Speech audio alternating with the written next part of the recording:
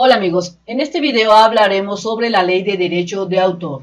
Esta ley que ha causado demasiada controversia porque ha habido bastante desinformación y mucha polémica. Se responderán preguntas en este video sobre, entonces, ¿es ilegal reparar celulares o computadoras? ¿Qué fue lo que dijo el gobierno de México? ¿Por qué fue implementada esta ley si antes no estaba? ¿Y de cuánto dinero serán las multas por infringir el derecho de autor si es que me comprueban que soy culpable? Estas preguntas y otras se responderán en este video, pero antes suscríbete al canal, dale click en la campanita de las notificaciones y regálame ese like, esa manita dedo arriba. Y ahora sí, comenzamos.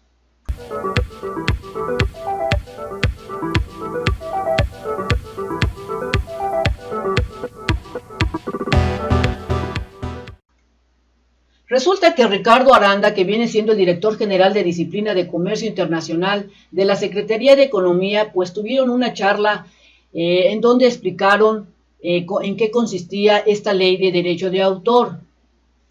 Así es que resulta que, de acuerdo a lo que comentó este señor, esta ley es un compromiso internacional por la entrada del TEMEC, es decir, el Tratado de Libre Comercio hizo una especificación que era necesaria que se realizara esta ley de derecho de autor para los creadores, personas que se dedican a crear cosas, tanto científicas, tecnológicas, lo que son, en lo que es el medio de internet, o sea, youtuberos, redes sociales, etcétera.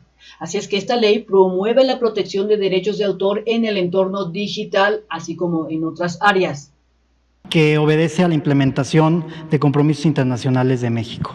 Debo decir, como comentario general inicial, que este ajuste legislativo atiende a la necesidad de promover la protección del derecho de autor en el entorno digital.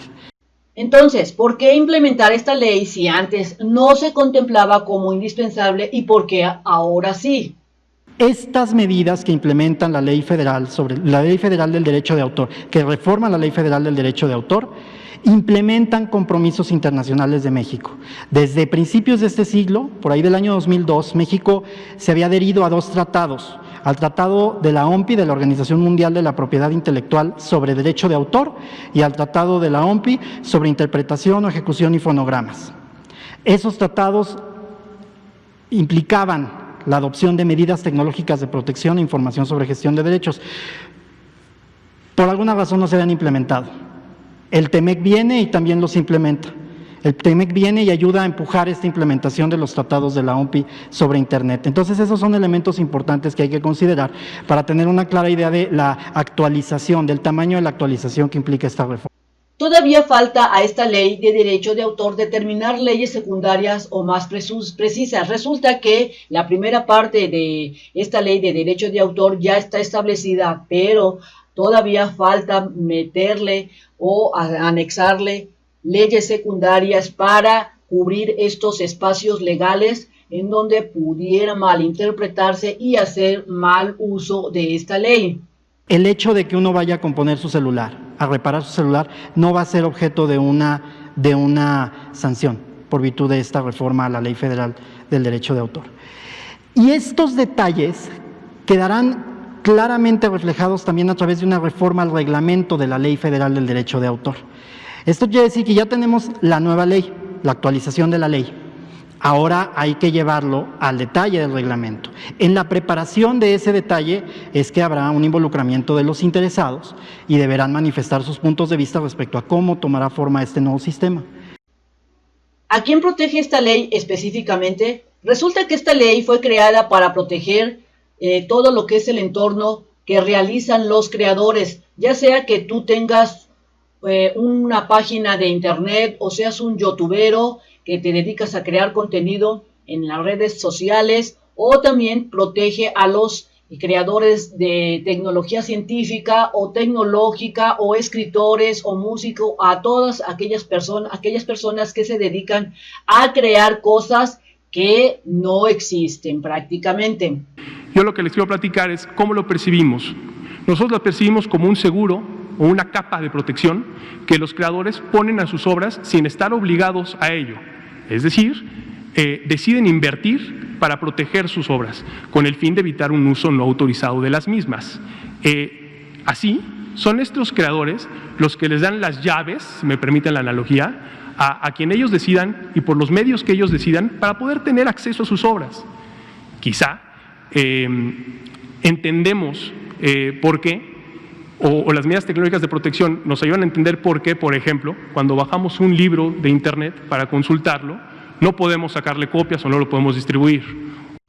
Entonces, sí se podrá hacer reparaciones de equipo como celulares, computadoras, reparación de carros y otro tipo de reparaciones sin violar esta ley. Resulta que esta ley tiene unas excepciones y entre esas excepciones está lo que son reparaciones tanto de carros, celulares, computadoras y otras cosas, porque, como su nombre lo indica, es reparar cosas y no modificar como tal, pues el teléfono celular, es simplemente realizar una reparación. Pero escuchemos qué comentan. Hay que hacer algunas precisiones en torno a estas MTPs, ¿no? Medidas tecnológicas de protección. La primera, no toda elusión o evasión a una MTP implica una infracción. Y repito, no toda elusión o evasión a una medida tecnológica de protección implica una infracción. ¿Por qué? Hay varias excepciones y al menos hay 3 fuentes de excepciones a las cuales podemos acudir ahorita. La primera de ellas, las que están en ley. El artículo 114 de esta reciente reforma, 114.4, perdón, nos da un catálogo de cuestiones en las cuales, aún violando una medida tecnológica de protección, no se está incurriendo en una infracción. Aparte, el artículo 148 y algunos otros. Es decir, hay excepciones expresas en ley. Segundo, como ya lo comentó Ricardo, a través del indautor, este instituto podrá determinar excepciones específicas a solicitud de parte interesada. Es decir, podrá uno acudir con esta institución a preguntarle, a someter a su consideración si tal o cual actividad implica una infracción y el indautor se podrá pronunciar. Y la tercera fuente de excepciones, naturalmente, serán los precedentes que vaya generando el INPI a través de sus resoluciones. ¿Sí? ¿Qué es esto? Una persona puede solicitar una infracción en materia de comercio con interés legítimo o jurídico, diciendo que se violó tal medida en su perjuicio. Nosotros, o el instituto, al escuchar a ambas partes, al desahogar las pruebas, etcétera, podrá dictar resoluciones en las cuales decida aquí no hay una infracción. Y entonces eso irá generando precedentes. Luego, recapitulando, les puedo decir que hay un número abierto de excepciones que por lo menos podemos encontrar en estas 3 fuentes distintas. ¿Sí? Importante, y para regresar a ello en unos momentos, una de las grandes excepciones, y lo podemos ir grabando, siempre que no se afecte a la explotación normal de la obra, no se está incurriendo en una infracción. Esto porque lo dice nuestra ley, porque ya lo decía un convenio de Berna, del cual somos parte, firmado desde 1886, y México es parte desde hace algunos años ya. Entonces, estas son las precisiones que hay que hacer, ¿no? Yo puedo perfectamente, voy a poner un ejemplo de las precisiones que están en ley, yo puedo perfectamente acudir con mi técnico de confianza a que me ponga una unidad de almacenamiento en mi computadora, porque necesito más memoria en la misma. Les decía, si yo necesito más memoria en mi computadora porque ya me la acabé, perfectamente puedo ir con mi técnico de confianza a pedirle que me instale una unidad de almacenamiento legalmente adquirida y puedo estar completamente tranquilo que tanto su conducta como la mía no actualiza ningún tipo de infracción, ¿no? Lo mismo pasa para beneficiar, por ejemplo, la interoperabilidad de cualquier aparato. Hemos escuchado ejemplos de cafeteras, de coches, de tractores, etcétera. A lo mejor lo que va a pasar, y hay que revisar cada uno y dependiendo del caso, voy a perder la garantía, ¿no?, de mi aparato, pero eso no va a significar que se va a actualizar una infracción y muchísimo menos que se les va a seguir con pena de prisión.